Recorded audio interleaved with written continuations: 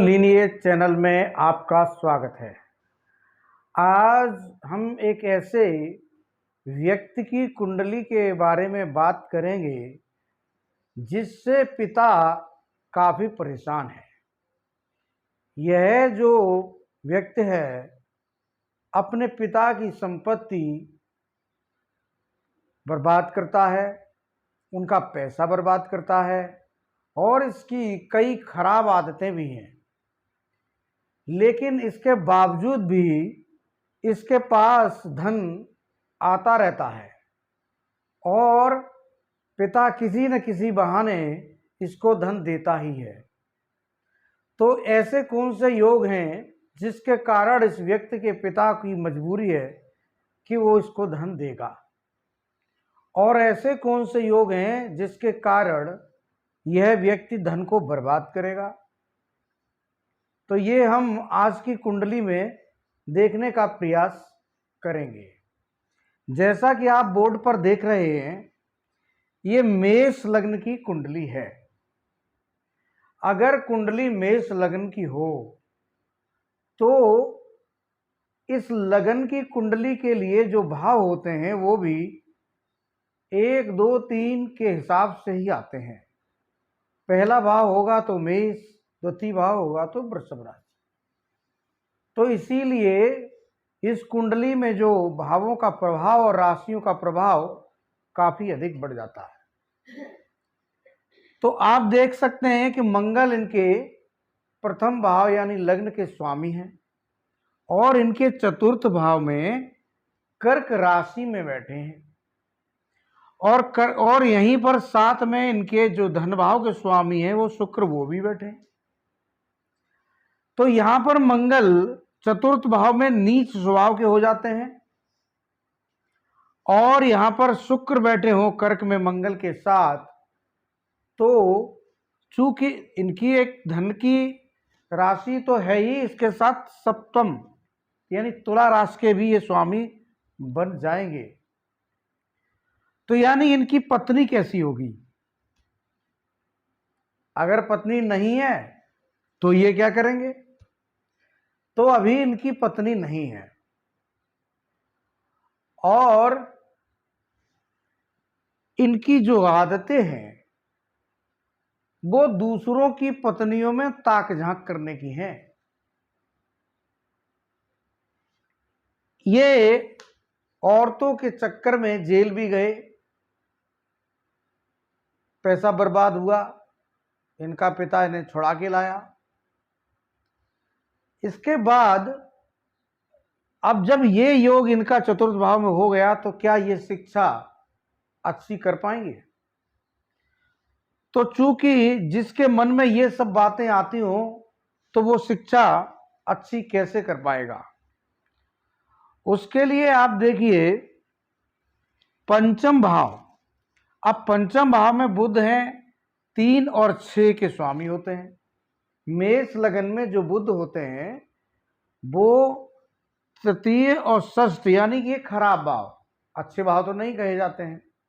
तो इनके स्वामी होके इनके कहां बैठ गए? इनके पंचम भाव में। और यहां के स्वामी होते हैं सूर्य, वो जाके बैठ गए इनके षष्ठ भाव में। तो अब इनकी जो शिक्षा है वो तो खराब होनी निश्चित है। इस योग भर से इनकी शिक्षा खराब होगी। अगर ये योग इनका यहाँ मंगल शुक्र का बना है, इनका जो दिमाग है, जो मन है वो कहीं और लगा है, तो शिक्षा खराब होना निश्चित होता है। लेकिन ये कुंडली में योग होना चाहिए कि शिक्षा खराब क्यों होगी। तो वो आप देखेंगे तो पंचम भाव और षष्ठ भाव का राशि परिवर्तन भी यही दिखाता है। ऊपर से सूर्य पंचम भाव के स्वामी होकर राहु के साथ बैठे हैं। तो यहां 1 क्या 2 क्या 3 योग बन गए और ये तीनों योग जो है इनको शिक्षा लेने नहीं देते हैं। ये तो आपने खराब योग देखे।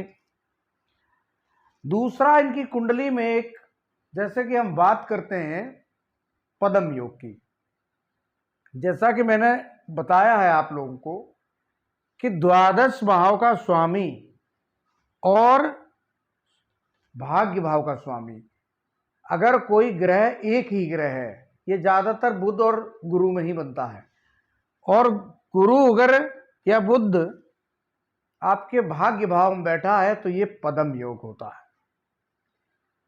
तो इस बच्चे की कुंडली में भी पदम योग है, तो इसके पदम योग के कारण इसके पास पैसा बहुत आता है, कहीं ना कहीं से इसके पास पैसा आ ही जाता है, चाहे पिता मजबूरी बस दे, चाहे कैसे भी दे, बट उसके पास पैसा आ ही जाता है। लेकिन ये पदम योग तभी सफल माना जाएगा जब इस पे अच्छा प्रभाव हो या दुष्प्रभाव ना हो। तो इसमें आप देखिए, द्वादश भाव में शनि बैठे हैं और शनि बैठे हैं केतु के साथ। अब जब यहां मीन राशि में केतु बैठेंगे और शनि बैठेंगे तो कहीं ना कहीं राहु केतु का असर शनि में आना ही है, और शनि स्वयं पापी ग्रह हैं। शनि मीन राशि में बैठकर इनको 10वीं दृष्टि से कहां देखेंगे, यहां से गिनिए आप, 1 2 3 4 5 6 7 8 9 और 10। तो यहां इनकी जो शनि की 10वीं दृष्टि पड़ेगी वो पड़ जाएगी नवम भाव पर, क्योंकि यहीं से पदम योग बनता है। तो जो पदम योग बन रहा है वो भंग भी हो रहा है, वो पीड़ित भी हो गया। तो पैसा आएगा तो वो खर्च भी हो जाएगा, इनको पैसा मिलेगा तो वो ये खर्च कर देंगे। और खर्च कहाँ करेंगे, द्वादश भाव में शनि बैठे हैं। तो द्वादश भाव किस चीज का होता है, बेड का होता है, खराब चीजों का भी होता है। उन चीजों में ये पैसा अय्याशी में उड़ा देंगे। तो ये यहाँ पैसा मिलने का योग है तो जाने का भी योग है। एक ये अच्छा योग है, भाग्य भाव के स्वामी गुरु बैठे हो तो कहते हैं 1000 दोषों का समन होता है। लेकिन गुरु तो दे रहे हैं, अब गुरु की दृष्टि लगन पर भी है और इनके पंचम भाव पर भी है, तो ये गुरु इनको बहुत अच्छा सपोर्ट दे रहे हैं, और इसी के कारण इनको बंगलों में रहने की, बड़ी बड़ी कोठी में रहने का सुख भी मिलता है, केवल और गुरु के कारण से। लेकिन इनका जो अपना ग्रह है, ये तो पिता जब तक जिंदा है तब तक, यानी कि 9वें भाव में गुरु घर बैठे हैं, तो पिता जब तक है तब तक तो इन पे सब है, और जिस दिन पिता नहीं रहेगा तो इनके पास कुछ नहीं रहेगा, ये सब पेश के अय्यासी कर डालेंगे। तो इसी बात की पिता को दिक्कत है। और जैसे कि आप एक योग और इसमें है, यहाँ पिता भी शनि बनते हैं जो इनके द्वादश भाव में हैं, और केतु और राहु से पीड़ित हैं। और आप देखिए यहाँ राहु ने सूर्य, पिता का जो कारक होता है, उसको भी पीड़ित किया, पिता के शनि को, और शनि और सूर्य आमने सामने, ये भी एक अच्छा योग नहीं है। इनका जो पिता रहेगा वो बहुत मेहनत करके ही अपने आप को खड़ा करेंगे, लेकिन चूंकि राहु और शनि आ चुके हैं, पिता के सामने ही बहुत कुछ बर्बाद हो जाएगा। मां इनकी हैं चंद्र, और चंद्र इनके बैठे हैं लाभ भाव में। आप लाभ भाव में बैठे हैं और शनि केतु हैं, यहाँ कोई शुभ ग्रह नहीं चंद्र के आसपास है, और मंगल यहाँ नीच हैं, शुक्र अच्छे नहीं होते कर्क में उतने। तो उस हिसाब से अगर आप देखेंगे तो चंद्र यहाँ लाभ तो देते हैं, मां इनके पक्ष में रहेगी, मां से इनको लाभ प्राप्त होगा। लेकिन मां कैसी होगी, मां या तो बीमार होगी या फिर बीमार जैसी होगी, यानी कि दिमाग का संतुलन कहीं ना कहीं मां का खराब जरूर होगा, मतलब दिमागी रूप से बहुत होशियार महिला नहीं हो सकती। दूसरा आप एक योग देख लिए, धनभाव का जो स्वामी है, सप्तम के स्वामी है शुक्र, बैठे हैं चतुर्थ में। तो शुक्र जब भी चतुर्थ भाव में आ जाते हैं कैसे भी, तो गाड़ी घोड़ा और मकान का लाभ दे ही देते हैं।